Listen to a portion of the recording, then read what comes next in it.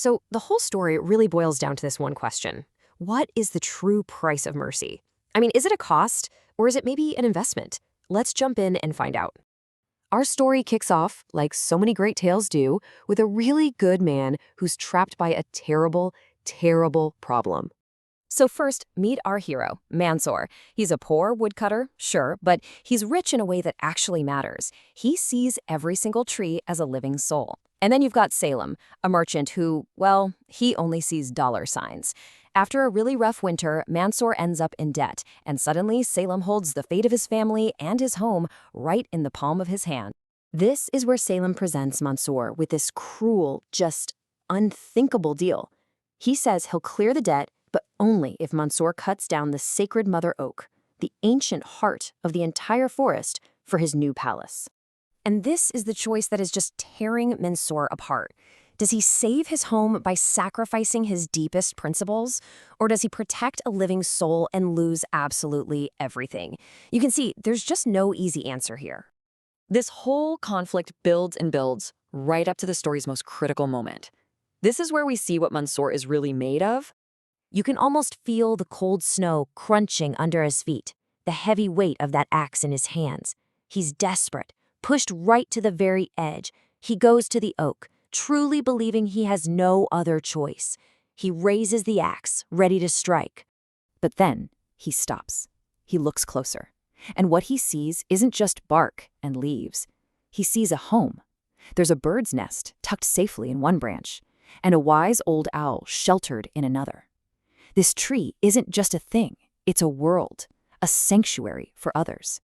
And right there, in that moment of truth, his conscience wins out. He throws the axe down into the snow and he makes this powerful, defiant choice. He decides he'd rather face homelessness than commit this act of cruelty. But here's the thing. Mansour's decision was not unseen. The forest itself was watching, and it seems it had a response of its own. So as Mansour is sitting there, totally defeated, a strange light appears in the branches.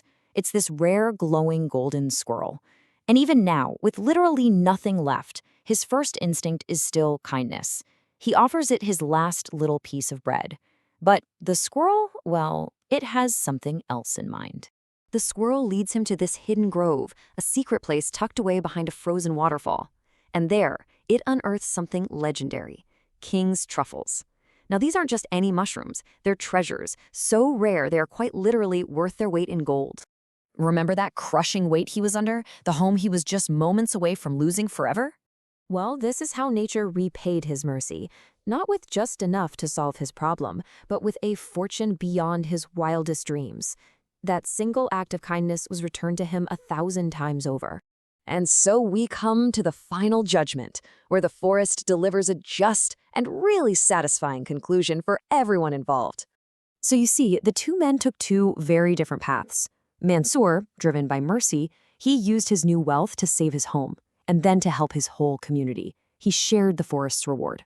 But when Salem heard about the treasure, he just rushed into the woods, driven only by pure greed. For him, the forest didn't offer any treasure, just a disorienting fog that eventually led to madness. In the end, each man found exactly what his heart was looking for. And that leaves us with the story's central lesson, right? The world has these treasures that are far greater than gold or timber, but you can't take them by force. They're unlocked by a single key: mercy. It kind of makes you wonder, what hidden treasures are all around us, just waiting for the right key?